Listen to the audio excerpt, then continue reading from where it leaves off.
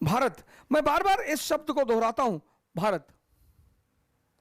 मनोज कुमार जी इस नाम से बड़े प्रभावित थे, बॉलीवुड के मनोज कुमार जी, और वो अपना नाम कई सारी फिल्मों में उन्होंने भारत ही रखा है।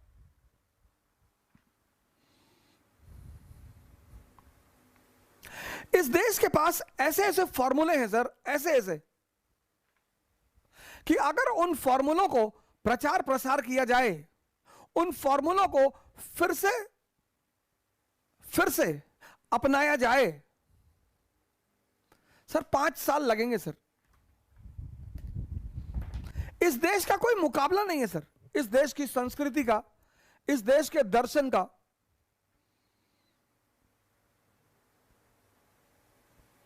योगदान तो पूरी दुनिया का है सर, ऐसा थोड़ी कि हम ही तुर्रम खाए हैं पूरी देश में, लेकिन हमारी एक अलग बात है सर, हमारी एक अलग पहचान है सर। और हमारी पहचान यह है कि हमें जगत गुरु की संज्ञा दी गई। मॉडर्न हिस्ट्री में जगत गुरु, मॉडर्न इंडिया में एक बड़ी चौंकाने वाली घटना है, पता नहीं कभी आपने उस पर गौर किया कि नहीं। Theosophical society, theosophical society, theosophical society, बड़ी चौंकाने वाली घटना है सर। थियोसॉफिकल सोसाइटी, आज जो मुद्दा मैंने उठाया है,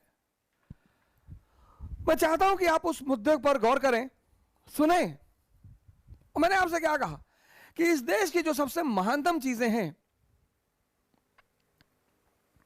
चाहे हिंदू हैं, चाहे मुसलमान हैं, चाहे ईसाई हैं, सबके धर्मों ने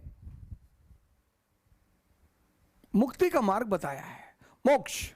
सब उसे अलग अलग वर्डों से पुकारते हैं, कोई मोक्ष कहता है, कोई मिराज कहता है। इस्लाम में वर्ड है मिराज, कि मोहम्मद साहब 7वें आसमान पे गए थे।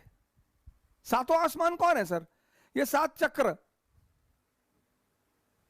और आजकल एक बवाल चल रहा है मस्जिद अक्सा का। मैं इजराइल की कहानी सुनाऊंगा सर आपको, मैं इजराइल की कहानी सुनाऊंगा आपको। और ये जो जितने सारे लोग इजराइल को लेकर, मैं आज एक मौलाना साहब की तकरीर सुन रहा था, तो बता रहे थे कि मैंने उनसे पूछा कि आदम अकॉर्ड पता है चाचा आपको? बोले आप हमसे बेवकूफी भरी बातें मत करिए, हमें पता है आप कौन है। हमने कहा जी, बोले हमें पता है आप कौन है। मैंने कहा जी आपको पता है मैं कौन हूं? सर हमको बता दीजिए सर, हम भी तो यही पता कर रहे हैं सर बहुत दिन से कि हम कौन है। कभी कभी आपके बड़े गूढ़ सवालों का जवाब कुछ ऐसे लोग दे देते हैं।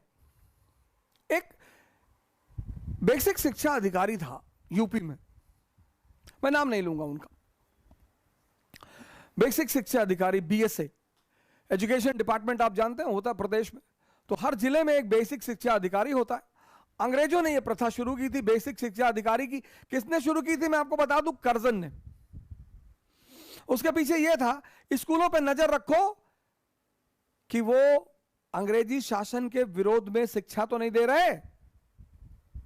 इस चीज की शुरुआत की थी कर्जन ने, याद रखिएगा इस बात को, कर्जन ने, कि इस बात पे नजर रखो कि कहीं ये ब्रिटिश शासन के खिलाफ शिक्षा तो नहीं दे रहे हैं, कहीं ये ब्रिटिश शासन के खिलाफ बच्चों को भड़का तो नहीं रहे। तो जो बेसिक शिक्षा अधिकारी होता था वो स्कूलों में इंस्पेक्शन करने जाता था। तो इंस्पेक्शन करने गया तो बच्चों से क्वेश्चन पूछ लिया, उसी में उसको बच्चों की विचारधारा पता चलती थी कि बच्चे क्या सोचते हैं। बड़ी सारी घटनाएं हैं बेसिक शिक्षा अधिकारियों की। अभी आज आधुनिक, अभी समकालीन जो भारतीय शिक्षा व्यवस्था पर प्रहार होता है, उसमें एक बड़ा फेमस कहानी है कि अभी तत्कालीन समय में कोई बेसिक शिक्षा अधिकारी किसी स्कूल में गए इंस्पेक्शन करने के लिए, तो क्लास 11th की क्लास में वो गए, तो बच्चों ने बड़ा नमस्कार किया और बच्चे बड़े तैयार होकर बैठे थे। तो आगे एक लड़का बैठा था, उन्होंने उस लड़के से पूछा कि बेटा ये बताओ कि शंकर जी का धनुष किसने तोड़ा? उसने कहा सर मैंने नहीं तोड़ा। उन्होंने क्लास टीचर की तरफ देखा कि क्या बोल रहा है ये। क्लास टीचर ने कहा सर इसी ने तोड़ा होगा सर, हम सर जानबूझ के इसको आगे बैठाए थे सर, ये बहुत बदतमीज लड़का है क्लास का, और हमने इसको जानबूझ के आगे बैठाया था कि ये कोई बदतमीजी ना करने पाए, लेकिन देखिए कुछ ना कुछ बदतमीजी, पता नहीं है बदतमीज कैसे कर गया सर, और तोड़ा इसी ने होगा। बेसिक शिक्षा अधिकारी को बड़ा झटका लगा कि यार ये टीचर क्या बोल रहा है। वो बेचारे प्रिंसिपल के पास चले गए कि यार अजीब ड्रामा है तुम्हारे स्कूल में। मैंने एक स्टूडेंट से पूछा कि शिव का धनुष किसने तोड़ा, वो कह रहा मैंने नहीं तोड़ा। ये तुम्हारा टीचर कहता है कि साहब इसी ने तोड़ा होगा, ये बहुत बदतमीज टाइप का लड़का है। ये क्या ड्रामा है तुम्हारे स्कूल में, ये स्टैंडर्ड है?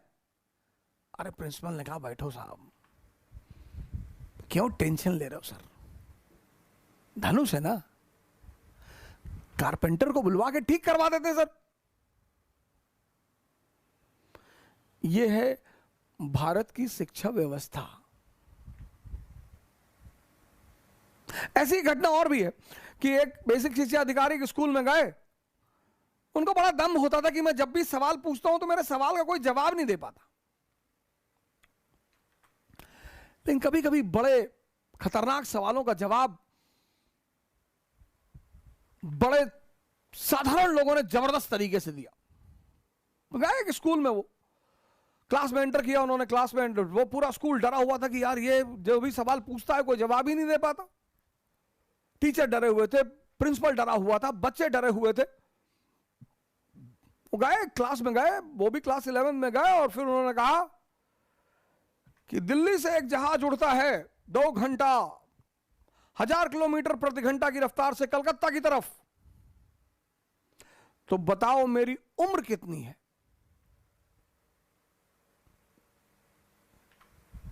बोले दिल्ली से एक जहाज उड़ता है कलकत्ता की तरफ 1000 किलोमीटर प्रति घंटा की रफ्तार से, और इस आधार पे बताओ कि मेरी उम्र कितनी है। अब हवाई जहाज के गति से, स्पीड से आपकी उम्र का क्या लेना देना है सर? पर लोग सवाल पूछते हैं सर। जैसे पहले मेरी आदत थी लोगों को बता देना कि साहब हम इतिहास पढ़ाते हैं, साहब हम इतिहास के टीचर, हम ऐसा वैसा। अब तो खैर ये गलती हम करते ही नहीं, लेकिन पहले शुरुआत में एक बड़ा होता था, अच्छा लगता था कि थोड़ा सम्मान मिलेगा तो बोल देते थे। तो लोग बड़े सवाल कर लेते थे कि भाई साहब वो बाबरवा जब मस्जिद गिराया था तो सही है भाई साहब?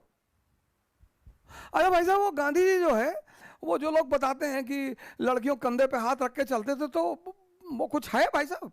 मतलब इतने बदतमीज थे? अच्छा भाई साहब वो जो एडविना वाला केस सुनाई पड़ता है, अजीब अजीब से सवाल करते थे लोग,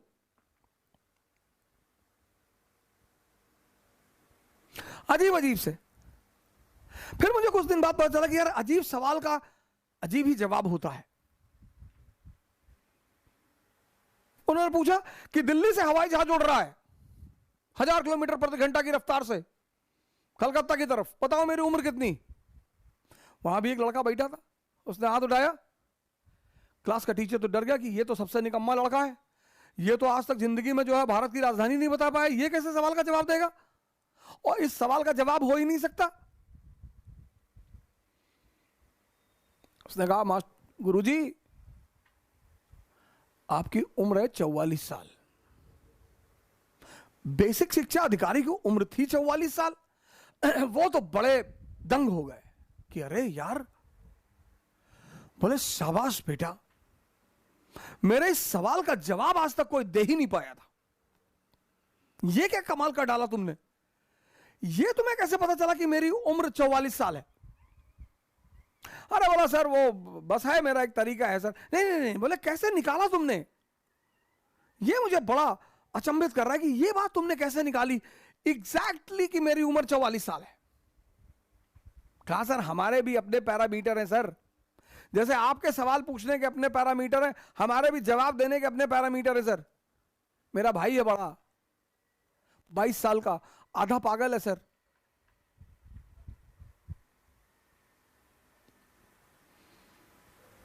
उसने कहा मेरा एक बड़ा भाई है 22 साल का, वो आधा पागल है सर,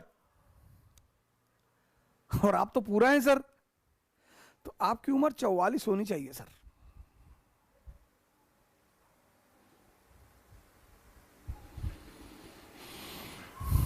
क्षमता की कमी नहीं है सर देश में, इस देश में क्षमता की कमी तो है ही नहीं सर, कहीं भी जुगाड़ बना लेंगे, कहीं भी।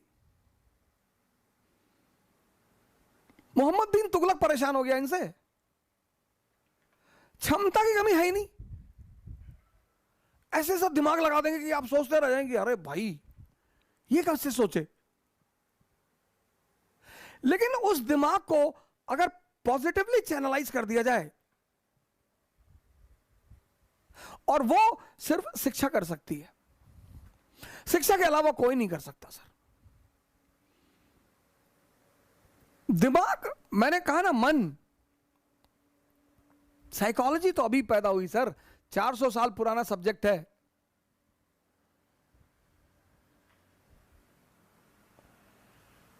अध्यात्म, थियोसॉफिकल सोसाइटी बनी, बड़ी अजीब सी बात रही। इस थियोसॉफिकल सोसाइटी को एक अमेरिकी ने बनाया, कर्नल ऑलकॉट, और एक रशियन ने बनाया, मैडम ब्लाटावास्की। और इस सोसाइटी का उद्देश्य था कि भारत के प्राचीन धर्मों का पुनरुत्थान। विदेशियों को क्या लेना देना सर हमारे धर्म से? आपको यह बात पढ़कर कभी आपके मन नहीं, कुछ चीजें जब आप पढ़ते हैं ना तो मन को सर खटकना चाहिए कि ये अमेरिकी, रूसी, इनको क्या लेना देना भारत के प्राचीन धर्मों के उत्थान से? और इन दोनों ने, और इस थियोसॉफिकल सोसाइटी ने एक आयरिश महिला को भारत भेजा, एनी बेसेंट को। सर तीनों नाम देखिए सर, एक अमेरिका का ओलकॉट, एक रूस की ब्लाटावास्की, और एक आयरलैंड की महिला। इसको भारत भेजा गया इस सोसाइटी के प्रतिनिधि के रूप में कि जाओ और भारत में थियोसॉफिकल सोसाइटी के उद्देश्य को पूरा करो। उद्देश्य क्या है? भारत के प्राचीनतम धर्म को पुनरुत्थान। कौन सा धर्म? बौद्ध धर्म, बुद्धिज्म। कौन सा धर्म? ब्राह्मण धर्म। कौन सा धर्म? जैन धर्म।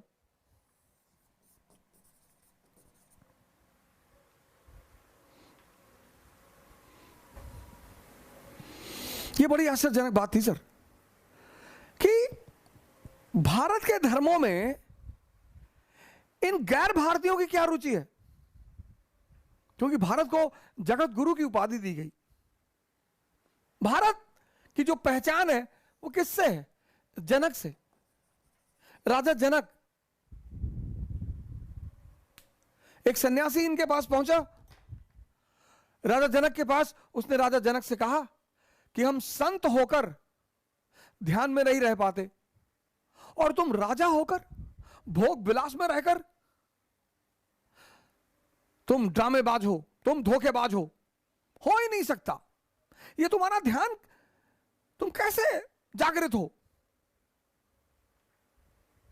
राजा जनक ने कहा कि बंदी बना लो इसको, इस संत को बंदी बना लो। बंदी? लेकिन मैंने तो सुना था कि आप संतों का बड़ा सम्मान करते हैं, आप सन्यासियों का बड़ा सम्मान करते हैं, आप मुझे बंदी बना रहे हैं? हाँ, बोले बिल्कुल, बंदी बना लो। महात्मा जी को बंदी बना लिया गया। बोले शाम को लाओ इसको दरबार में। शाम को महात्मा जी को दरबार में लाया गया,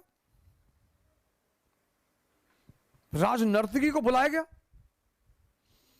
और नृत्य की शुरुआत की गई कि नाच गाना शुरू करो, और महात्मा जी के सर पे एक घड़ा रखो पूरा ऊपर तक तेल से भरा हुआ, और नाच शुरू हुआ। टिप टिप बरसा पानी, पानी ने आग लगाई, और लोग वाह वाह वाह वाह, और क्या बात है, क्या बात है। और जनक ने महात्मा जी से कहा कि सुनो महात्मा जी, इस नर्तकी के साथ चक्कर लगाने हैं, और कंडीशन यह है कि अगर एक बूंद भी तेल घड़े से गिरा तो ये 2 सिपाही तुम्हारे साथ चल रहे हैं, तुम्हारी गर्दन धड़ से तुरंत अलग कर दी जाएगी। अरे बोले महाराज हमको सवाल का जवाब नहीं चाहिए। बोले ना, 7 चक्कर, 7। वो नर्तकी नाचे जा रही थी, महात्मा जी चक्कर लगाए जा रहे थे, 1 चक्कर 2 चक्कर 7 चक्कर लगाए और एक बूंद तेल नीचे नहीं गिरा। 7वां चक्कर पूरा हुआ, महाराज जी ने तुरंत घड़ा रखा, बोले सरकार में जाऊं? बोले जवाब मिला? गौर करिएगा, हम सबकी यही मुसीबत है। बोले जवाब मिला? अरे बोले जवाब खाक में मिला, तुमने जिंदगी मेरी दांव पे लगा दी। नहीं नहीं, बोले जवाब मिला कि नहीं? बोले जवाब नहीं मिला, मैं जा रहा हूं। बोले महात्मा जी तुमने मुसीबत में ध्यान लगाया, हम सब ध्यान लगाते हैं। बहुत लोग आज प्राणायाम पूछ रहे, फोन करते हैं, अब भस्त्रिका में सांस खींच के नीचे से ही निकाल दे। अबे नीचे से कहां से निकालोगे?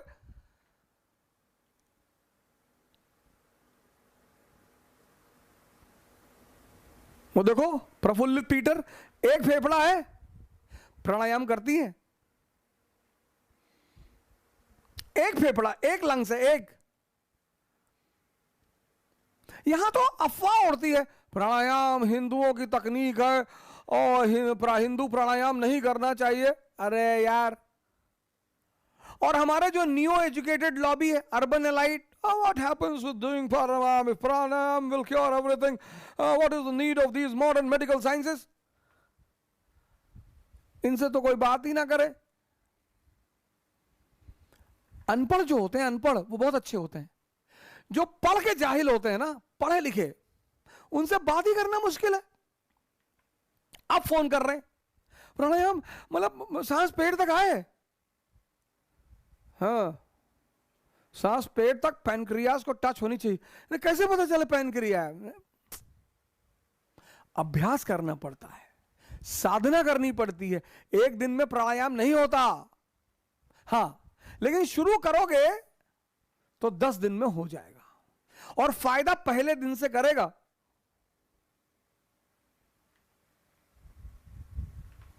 और प्राणायाम एक्सरसाइज नहीं है, ध्यान है।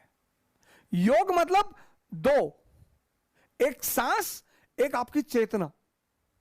जब दोनों मिलेंगी एक दिन में परिणाम मिलेगा। सर एक दिन में, मेरे एक दोस्त है, उनके भाई एडमिट है, 80% लंग्स इन्फेक्टेड हो गया। मैं गया उनसे मिलने, कहीं ना बता हॉस्पिटल मत जाओ। मैंने कहा मैं तो जाऊंगा। हॉस्पिटल गए पीपीई किट पहन के। हमने कहा एक बात बताएं दोस्त, बचा देंगे तुमको, बस जैसे कह रहे हैं वैसा करते कर लो। चेतना हड़बड़ी में मत करो ना। योग किसका? सांस का और चेतना का। और ये जो चेतना है ना सर, ये ओमनीसिएंट है सर, ओमनीपोटेंट है सर, ओमनी प्रेजेंट है। एक बार आपने इसका स्वाद ले लिया, अरे सर पहले दिन फायदा करेगी सर, शांति से, चैतन्य से, ध्यान से। तो राजा जनक ने उस सन्यासी से कहा कि महाराज आपने डर में ध्यान को साधा, डर में, मौत का खतरा था, लेकिन मैं 24 घंटे ध्यान में रहता हूं, इसलिए मैं राजा होकर भी बंधनों से मुक्त हूं और तुम सन्यासी होकर भी उलझे हुए हो। मुक्ति किससे? इंद्रियों से। मोक्ष किससे? इंद्रियों से। निर्वाण किससे? इंद्रियों से। मिराज किससे? इंद्रियों से। कैवल्य किससे? इंद्रियों से। लेकिन ये पुरोहित समझाता है, पुरोहित भी जरूरी है सर। पुरोहित बच्चों के लिए होते हैं सर, पुरोहित बड़ों के लिए नहीं होते हैं। विवेकानंद जी कहते थे कि जब मैं बच्चों को मंदिर जाते हुए देखता हूं तो मुझे बड़ी खुशी होती है, लेकिन जब मैं बड़ों को मंदिर जाते हुए देखता हूं तो मुझे दुख होता है कि तुम अभी भी नहीं समझे। इसलिए जब भी कोई धर्म सिर्फ पुरोहितों के अधीन हो जाता है तो उस धर्म के मानने वाले बहुत परेशान हो जाते हैं। फिलिस्तीन को देखो, अब हमास कह रहा है युद्ध विराम, युद्ध विराम, वो भी इजराइल। सर इतना बड़ा अरब वर्ल्ड है, कहानी सुनाऊंगा आपको, इतना बड़ा अरब वर्ल्ड है, इतना, और उसमें ये है इजराइल, ये ये इजराइल सर, ये इजराइल है सर। इतना बड़ा अरब वर्ल्ड, उसमें ये इजराइल है सर। और पूरी अरब वर्ल्ड ने मान्यता दे रखी इजराइल को। एर्डोगन बगल में तो बैठे हैं, बोले कुछ। वीजा ऑन अराइवल है सर इजरायलियों को टर्की में। सर ड्रामा कोई भी कर ले सर, हकीकत भारत इजराइल के साथ क्यों खड़ा है? टर्की खड़ा है। भारत को छोड़ो, टर्की, सऊदी अरेबिया, इजिप्ट, पूरा अरब वर्ल्ड इजरायलियों के साथ खड़ा हुआ है। और तुमने 10 रॉकेट मार दिया और तेल अवीव पे मार दिया। तुम तो जनसंख्या बढ़ाते रहे, वो नॉलेज बढ़ाते रहे।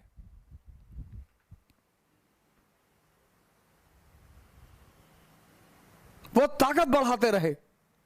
तुम्हारा कॉन्सेप्ट ही गलत था। बुरा मानने की बात नहीं है, यह आत्म विश्लेषण की बात है। जैसे हिंदुस्तानी कहते हैं महमूद गजनी ने हमें लूटा। क्यों? तुम कमजोर थे इसलिए लूटा। नहीं नहीं भैया, वो मुसलमान था भैया, वो हम लोग हिंदू हैं। नालायक। किसी भी कहानी को गलत तरीके से पोर्ट्रे मत करो। कहानी को किसी भी तरह से पोर्ट्रे किया जा सकता है।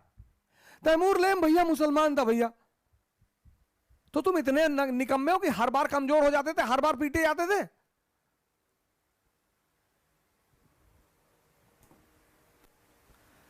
तो सन्यासी ने राजा जनक से कहा कि महाराज एक बात और स्पष्ट कर दें, ये दुनिया में हम उलझे क्यों हैं? राजा जनक, राजा और जनक, जैसे हमारे बड़े सारे भाई कहते हैं, हमारे बड़े सारे पेरेंट्स हैं, वो हमको फोन करते हैं। मैं तो वो हमारे तहसीलदार साहब हैं इंदौर के, राधिका के पिताजी, मैं उनको शत शत नमन करता हूं। अपनी बेटी को 8 महीने के लिए सदगुरु के आश्रम में भेज रहे हैं। मैं उन्हें मैंने उनको फोन करके कहा कि महाराज प्रणाम है आपको कि आप अपनी बेटी को 8 महीने के लिए सदगुरु के आश्रम में।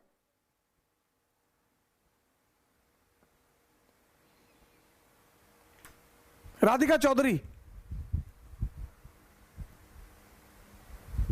हमारे माँ बाप, मैं बहुत सारे पेरेंटों से कहता हूं कि सर बच्चे को बोलिए ध्यान योग कर। अरे हम आईएएस बनाने के लिए कह रहे हैं, आप उसको भगोड़ा सन्यासी बना दें, वो घर छोड़ के भाग जाएगा। कौन बोला? ये जनक, ये राजा है। राम राजा है, कृष्ण राजा है, ये राम कृष्ण,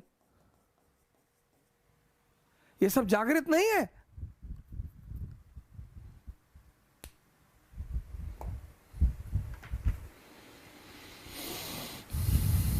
तो सन्यासी ने कहा महाराज एक बात और बता दीजिए। हाँ, बोले पूछो।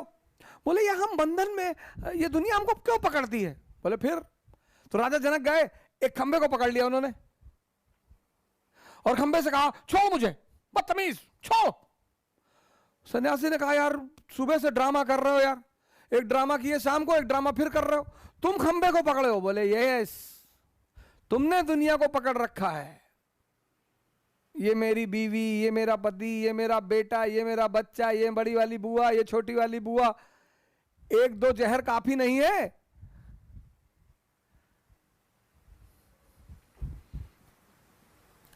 और फिर 2-2 घर, शादी के बाद, शादी से पहले आदमी का एक घर रहता है, अपनी बुआ, अपनी मामी, अपनी मौसी। वो कम जीवन में कष्ट देने के लिए शादी के बाद 2 घराने एक हो जाते हैं, एक पति की बुआ, एक पत्नी की, एक पति की मौसी, एक पत्नी की। क्या भगवान ने, अब निपटो। एक से निपटना मुश्किल है, 2। भारत, राजा जनक, राम कृष्ण बुद्ध महावीर से लेकर आज पंडित सदगुरु तक यह धारा बनी हुई। पश्चिम की भी अपनी एक धारा है सर, पश्चिम की भी एक धारा है। Einstein, Freud, Kant, Herbert Spencer, Rene Descartes, Leibniz. हमारी उपलब्धि कहां है? स्पिरिचुअलिज्म में। उनकी उपलब्धि कहां है? मैटेरियलिज्म में।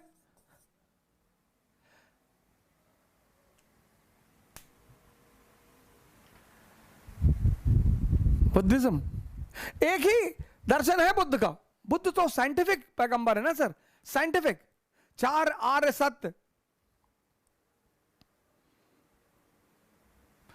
मतलब मेरे जीवन में बदलाव की जो सबसे पहली कड़ी है, एकदम सही समय पर मैं इलाहाबाद पहुंच गया। एकदम सही समय पर मैं इलाहाबाद विश्वविद्यालय पहुंच गया। एकदम सही समय पर मैंने दर्शन विषय रखा। हालांकि लोगों ने मुझे बड़ा डराया कि दर्शन तुम पास ही नहीं होगे। हमने कहा चलो छोड़, नहीं पास होंगे दोबारा दूसरा चेंज कर लेंगे। भारत में हर व्यक्ति को दर्शन पढ़ना चाहिए सर, पढ़ना चाहिए सर। बुद्ध को पढ़ना चाहिए, महावीर को पढ़ना चाहिए।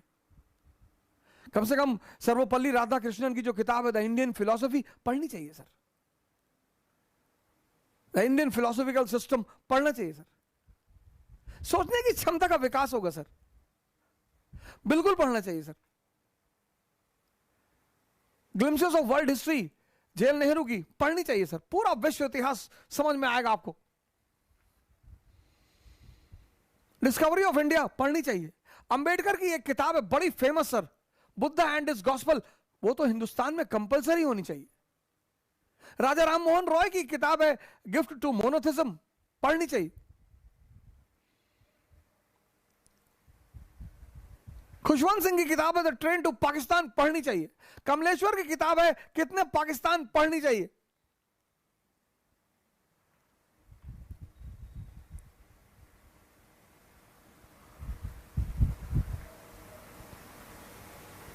मैं किसी दिन कैमरा लगाऊंगा अपनी लाइब्रेरी की तरफ सर। शुरुआती दौर के जीवन में तो मैंने नहीं पढ़ा सर, लेकिन जब पढ़ने लगा तो फिर और बाप रे बाप, जब चीजें समझ में आने लगी, शिक्षक सही मिल गए, दिशा सही मिल गई। मैं बार बार एक ही बात कहता हूं, D=D। बच्चों को मारिए मत सर। आप में से किसी को भी लगता है कि मेरा बच्चा निकम्मा है, पढ़ता नहीं है, सर एक बार हमसे मिलवाइए सर। सर दिशा, दिशा सर, मारने से कुछ नहीं होता सर, मारिए मत। मैं राजेश पांडे जी को इसीलिए और बड़ी इज्जत करता हूं, उनका बेटा है, अपने बेटों को प्रोत्साहित करते रहते हैं। कोई बात नहीं, एक अटेम्प्ट नहीं हुआ कोई बात, उनकी बेटी IAS क्वालिफाई कर चुकी, बेटा एक अटेम्प्ट नहीं हुआ कोई बात, दूसरा अटेम्प्ट लो, तीसरा अटेम्प्ट लो, चौथा अटेम्प्ट लो। मैंने ऐसे कई सारे पेरेंटों को देखा, एक अटेम्प्ट नहीं हुआ, कूद के गर्दन पकड़ ली बच्चे की।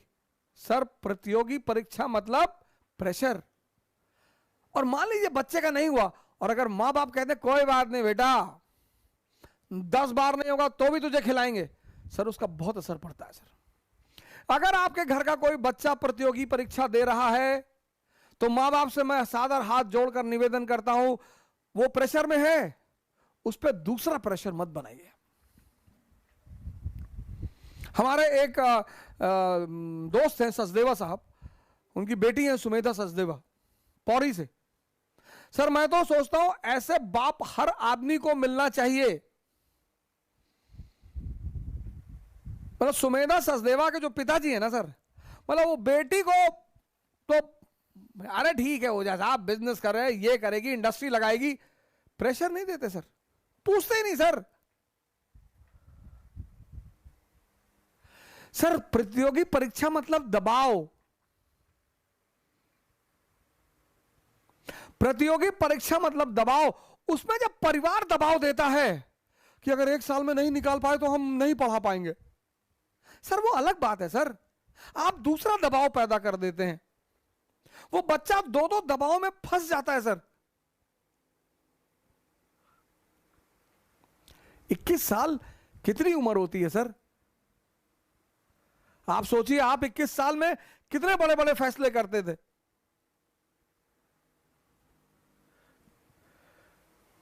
बुद्ध तो दुनिया के साइंटिफिक पैगंबर हैं। हर आदमी को बुद्ध धर्म के बारे में पढ़ना चाहिए और बुद्ध के बारे में पढ़ना चाहिए, हर आदमी को। सारे पैगंबर एक हैं सर, सारे। रोशनी वही है सर, दिया कोई भी हो। रोशनी वही है। मैं हिंदुओं की बुराई करता हूं, हिंदुइज्म की कभी नहीं करता सर। मैं मुसलमानों पे कमेंट करूंगा, मेरे बड़े सारे मुसलमान कभी कभी मित्र बड़े गुस्से हो जाते हैं, तुम ऐसा बोल दिए। मैं इस्लाम को कभी कुछ नहीं कहता। मेरे सरदार मित्र कभी कभी नाराज हो जाते हैं, मैं भिंडर वाले पे कमेंट कर दूं, नाराज हो जाएंगे। अरे मैंने कहा गुरु तेग बहादुर मानवता के लिए जान दे दी, हम सर झुकाएंगे उनके लिए, क्योंकि हमारे लिए दी। भिंडर वाले जी का मसला दूसरा है, समझो उसे।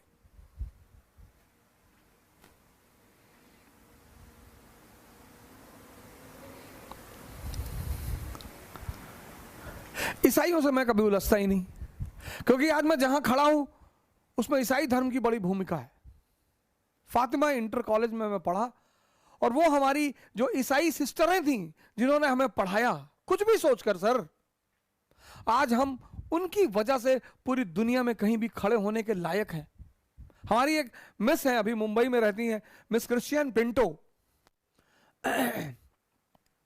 हम छोटे थे सर, हमें बहुत मारती थी कि इंग्लिश बोलना है। गोंडा जैसे शहर में सर, क्लास 4th में हम, हमारी टीचर थी, कंपलसरी इंग्लिश बोलना है। ओ पटक पटक के मारना सर लोगों को। और पहले के टीचर ऐसा मारते थे कोई टूटे ना, यहां मारते थे सर, यहां यहां यहां, ये एक्यूप्रेशर का एरिया है सर, यहां मारते थे कि यहां मारेंगे तो एक्यूप्रेशर होगा तो दिमाग खुलेगा। आजकल के टीचर कान पे मार दिए, कान का पर्दा फट गया, आंख पे मार दिया, रोशनी चली गई। ऐसे थोड़ी मारा जाता है सर, यहां एक्यूप्रेशर पॉइंट पे एक्यूप्रेशर, ये एक्यूप्रेशर बोला ऐसे हाथ करो, मारो दिमाग से, तुरंत दिमाग सीधा हो गया सर। हाँ हाँ सर, समझ में आ रहा है सर। मारना भी जरूरी है सर। ये बुद्धिज्म की सबसे बड़ी देन है दुनिया को, विपासना। ब्राह्मणिज्म की सबसे बड़ी देन है दुनिया को, द्विज, ट्वाइस बॉर्न। जैनिज्म की सबसे बड़ी देन है इनोसेंसी, सरल हो जाओ, सहज हो जाओ। पूरी दुनिया ज्ञान लेने के लिए भारत आती है, तो थियोसॉफिकल सोसाइटी बनी, और हम अपनी धर्म, अपनी संस्कृति, अपने समाज के बारे में कुछ जानते ही नहीं।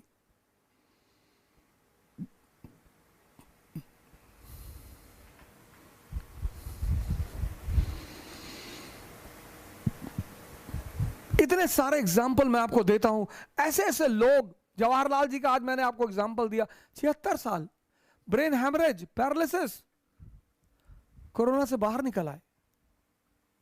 क्यों सर? जज्बा है।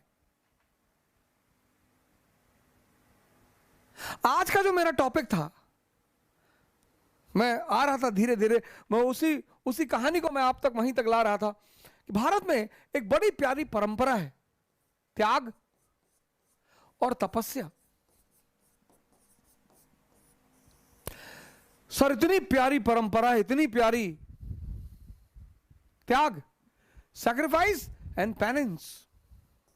सर बड़ी प्यारी प्रक्रिया है, बड़ी प्यारी। लेकिन मैंने फिर कहा, उल्टा कर दिया। मैं कल इस पे डिस्कस नहीं करूंगा सर, कल नहीं करूंगा। कल मैं आपको इजराइल की कहानी सुनाऊंगा। इसको मैं आपको सुनाऊंगा 17 तारीख को सर, एक विशेष दिन है, 17 मई। संभावना है हमारे गुरु जी भी आए इस मंच पर बोलने के लिए। पहले वो बोलेंगे, फिर मैं इस पे बोलूंगा सर। मैंने उनसे निवेदन कर रखा है, मैंने आपसे कहा भी है कि भारत के एक बड़े महान संत हैं, तो संभावना यह है कि संडे को अगर उनसे टाइम मिला, हालांकि उन्होंने वादा नहीं किया है, लेकिन संडे को अगर उनसे टाइम मिला तो वो आएंगे सर। मैं इस पे बात करूंगा। और बड़ी प्यारी चीज है सर, अगर ये आप समझ गए सर,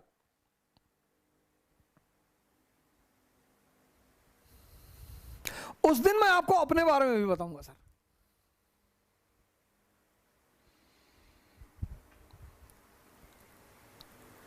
कोयला, हीरा बड़ा प्यारी चीज है सर, कोयला ही है सर, वो हीरा कोयला है, लेकिन जब वो 35 डिग्री 100 डिग्री सेल्सियस टेम्परेचर झेल लेता है, चमकने लगता है सर। और इस टेम्परेचर को सबको झेलना पड़ेगा सर। चमकने के लिए तापमान सहना पड़ेगा सर, कोई रास्ता ही नहीं है सर। लेकिन मजा बहुत आता है सर। मैंने कहा ना, अगर डायरेक्शन मिल जाए, दिशा मिल जाए, मजा बहुत आता है सर। एक खेल शुरू होता है जीवन में, बड़ा प्यारा सा, एक बड़ा प्यारा खेल शुरू होता है, आंतरिक युद्ध शुरू होता है। आप दो भागों में बंट जाते हैं, एक पुराना अवध ओझा, एक नया अवध ओझा, और दोनों में लड़ाई होती है। पुराना अवध ओझा कहता है कि शराब पी लो 2 घूंट, क्या बुराई है। नया कहता है कि शराब पियोगे यार, जब तुमको पता है कि ध्यान उससे बड़ी शराब है। और लड़ाई होती, और आप दोनों को देखते हो ऐसे। उन दोनों को देखना ध्यान है सर। जब आप ध्यान शुरू करते हो, मान लीजिए आपका नाम है श्याम, मैं एक नाम और ले लेता हूं, बड़ा प्यारा सा नाम है गुरजोत, मैंने दिया था गुरजोत। मनमीत ये गोंडा से हैं, सतपाल सिंह खुराना जी हमारे दोस्त हैं, उनकी बेटी हैं ये। तो जब इन लोगों ने ध्यान शुरू किया, अब गुरजोत ने ध्यान शुरू किया, तो गुरजोत 2 भाग में बंट गए। अब मान लीजिए इन्होंने जुलाई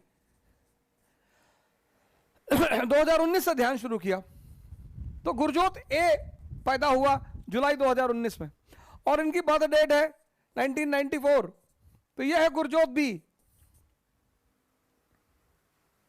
इन दोनों के बीच जो संघर्ष होगा, उसके देखने की प्रक्रिया को ध्यान कहते हैं। खुद में होगा सर, खुद में। आप जब भी हारते हैं, खुद से हारते हैं। आप जब भी जीतते हैं, खुद से जीतते हैं। जब आप खुद से जीतते हैं, तो बाहर आपकी उपलब्धियों के अंबार लगते चले आते हैं।